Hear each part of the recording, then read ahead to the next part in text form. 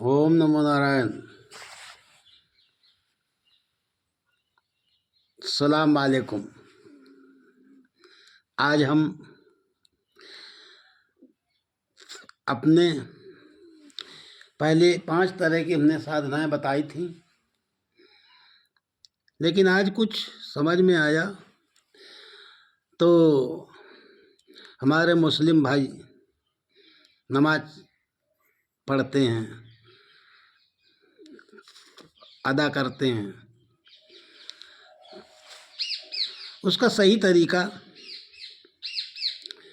वैसे उनके विधान का जो ये सिस्टम है बहुत सुंदर है।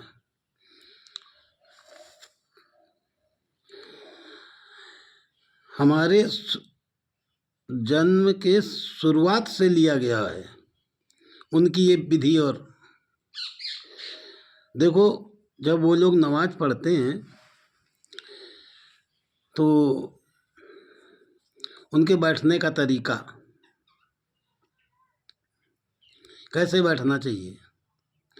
दोनों पैर पीछे को मुड़े हुए होते हैं, दोनों पंजे जमीन में सटे हुए होते हैं और कमर का हिस्सा दोनों एड़ियों पर होता है।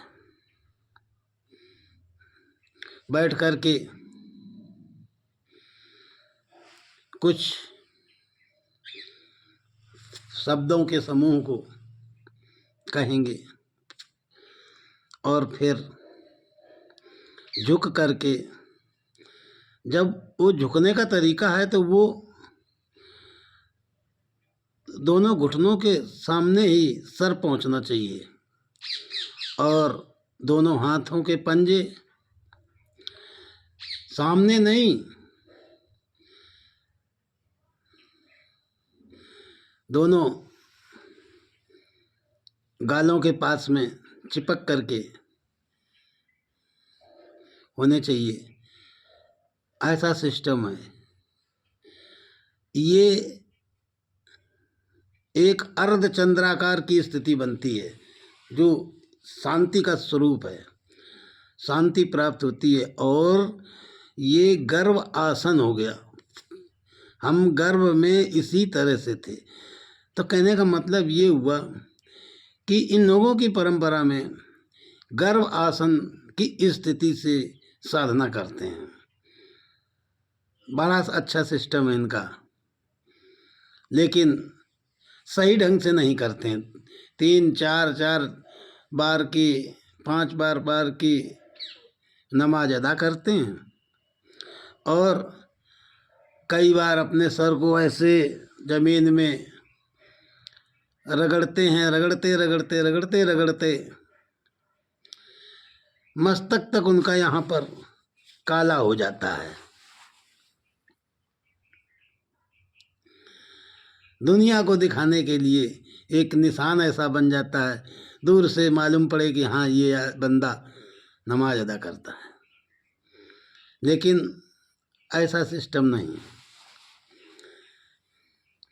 जब उसका सर दोनों घुटनों को बीच में आ जाए और दोनों हाथ, दोनों गालों के, हाथ के पंजे जो है गालों के पास में आ करके बिल्कुल सटे हुए चिपक करके, फिर उस स्थिति में रुक करके हम शांति से संसार का चिंतन छोड़ करके और उस एक रूहानी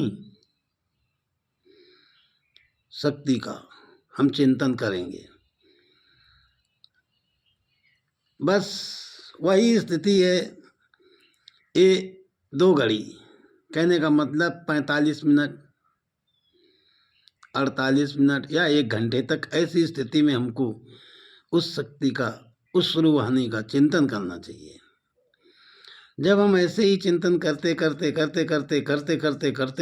एक समय ऐसा आएगा कि हम उसी रूहानी शक्ति में परम प्रकाश, भयंकर उजेला, ऐसी उस प्रकाश में स्वरूप में हम समा जाएंगे और हम एक शांति में का अनुभव कर रहे होंगे। हम मन के बाहर होंगे, शरीर को छोड़ चुके होंगे ये है। एक दो घड़ी तक उस आसन पर कोई रुकता नहीं है, बस शब्दों के समूह को कहा और कहने के बाद में 2-4 बार सर को जमीन में रगड़ा और उठ गए। हो गया, जैसे एक संसार का काम कर रहे हैं। अरे उस गर्भ की स्थिति में, गर्भ आसन की स्थिति है वो, उस स्थिति में रुको तो सही, 1-2 घड़ी रुको तो सही। क्या आनंद का अनुभव मिलेगा वो तुम्ही को मालूम पड़ेगा। जिस दिन उस आनंद रूहानी शक्ति को तुम जरा सा लख लोगे, जरा सा देख लोगे, तो संसार में तुम ऐसे कर्म करना बंद कर दोगे जो दूसरों को कष्टदायक होते हैं। किसी से कहना नहीं पड़ेगा, रहनी सहनी, बोल चाल, खान पान सब बदल जाएगा अपने आप। जो आत्मा को स्वीकार नहीं होगा वही हमारे धर्म ग्रंथों में, सदग्रंथों में, कुरान और बाइबल में सब में लिखा होगा। जो आत्मा को स्वीकार नहीं होगा वो लिखा हुआ निश्चित। तो जब हम उस रूहानी शक्ति को 1 या 2 बार कभी समझ गए, उसमें डूब गए, तो हमारा रहन सहन खान पान सब बदल जाएगा अपने आप। किसी से कहने की जरूरत, कोई हमसे कहेगा भी नहीं। तरीका ये है, उस गर्भासन की स्थिति में रुके तो सही, तो बैठ करके सीधे होकर के वज्रासन में होकर के पढ़ते रहते हैं और सर को जमीन में रगड़ते हैं बार बार। अरे वहाँ पर रुकना है। यही तो परंपरा हमारे भी धर्म ग्रंथों में बदल गई हैं, इनकी भी धर्म ग्रंथों में बदल गई हैं, करने के तरीका बदल गए हैं। उस स्थिति में रुक करके तो देखो सही, क्या आनंद का अनुभव मिलेगा। अर्धचंद्राकार स्थिति, शरीर हमारा एक आधे वृत्त की तरह हो जाएगा, ऊपर से बिल्कुल ऐसे गोल, नीचे ऐसे आधे चंद्र की तरह स्थिति बनती है। ये हमारा गर्भ आसन है। गर्भ में हम इसी तरह से थे, अर्धचंद्राकार स्थिति में, शांति का स्वरूप। वहाँ पर कोई कष्ट नहीं था, वहाँ पर हम केवल एक शांति का अनुभव कर रहे थे। लेकिन जब अपने को महसूस किया कि अरे, तब वहाँ से हम निकल आए। जिस आनंद के अनुभव को वहाँ पर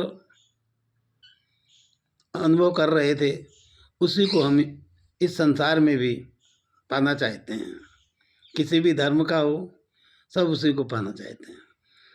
तो उनके धर्म में देखो कितनी अच्छी एक परंपरा है। गर्भासन में जो है नमाज अदा की जाती है, उसको गर्भासन कहेंगे।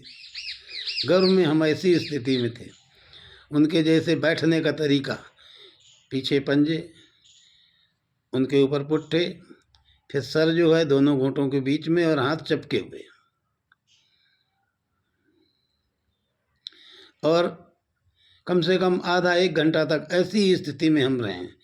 इसमें जैसे गीता में कृष्ण ने बताया है कि कोई द्रव्य से द्रव्यों में हवन करता है, अग्नि में हवन करता है, कोई प्राण को अपान वायु में हवन करता है, कोई अपान वायु को प्राण वायु में हवन करता है। पद्मासन में हमारे प्राण नीचे को जाते हैं। ऐसे इस गर्भ आसन में हमारे अपान वायु प्राण वायु में आती है और हम वहाँ से अपने केंद्र की तरफ चलने लगते हैं। बहुत अच्छा तरीका है, लेकिन उसको पूरी तरह सही ढंग से कोई नहीं कर पाता है, न करते हैं। अगर करते हों तो उनका दिशा, रहनी सहनी, बोल चाल, खान पान सब बदल जाएगा। ऐसा नहीं है कि उस चीज़ को अगर समझ गया तो वो दुनिया में नहीं बदलेगा, अपने आप बदल जाएगा। उसकी अंतरात्मा नहीं स्वीकार करेगी कुछ ऐसा करने के लिए जो किसी भी मानव जाति को या मनुष्य जाति को या किसी भी जीव जंतु, संसार के कोई भी जीव जंतु किसी को कष्टदायक हो, ऐसा वो काम नहीं करेगा। चाहे हमारे धर्म में हो, चाहे उनके धर्म में हो, किसी के धर्म में हो, जो अपने ही स्वरूप को एक बार अगर समझ गया तो वो फिर संसार में किसी भी योनि को किसी भी प्रकार का कष्ट हो, ऐसा वो काम कर ही नहीं सकता है। उसकी आत्मा नहीं स्वीकार करेगी। क्यों? क्योंकि वो अपने ही स्वरूप को उनकी शरीर के स्वरूपों में देखने लगेगा, तो फिर उससे कुछ नहीं होगा, वो तो मस्त रहेगा। नमाज पढ़ने का शुद्ध यही तरीका है, उस आसन में पहुंच करके और हम रुकें, 1-2 घड़ी तक रुकें, 40-45 मिनट या 1 घंटे तक रुकें, तब हम समझ सकते हैं। ये शुद्ध तरीका है, उसमें कोई रुकता नहीं है, केवल बस पढ़ने के बाद उठ के चल दिया, बस हो गया। तो जीवन भर पढ़ते रहे। बहुत से पढ़ते पढ़ते पीरो लिया चले गए, कुछ नहीं समझ पाए, ना उनका खान पान बदला, ना उनकी दृष्टि बदली, कुछ नहीं बदली। हम भी ऐसे ही चले जाएंगे, कुछ नहीं बदलेगा। तो जो पढ़ने का तरीका है, जो कर रहे हैं, अच्छी बात है। संसार में काम करो, उस काम को भी करो, लेकिन सही विधि से करो, जो कि उसमें तुमको पहुंचने का समय मिले। आपके परंपरा में बहुत अच्छी विधि है ये, गर्भासन से आपके उसमें ध्यान साधना की जा रही है, लेकिन वो तो सोचते हैं कि कोई दूसरा ऐसा सुन रहा है, दूसरा ऐसा कर रहा है, दूसरे के लिए कर रहे हैं। अरे ये सारी क्रिया तुम्ही को अपने अंदर जानने के लिए की जा रही है।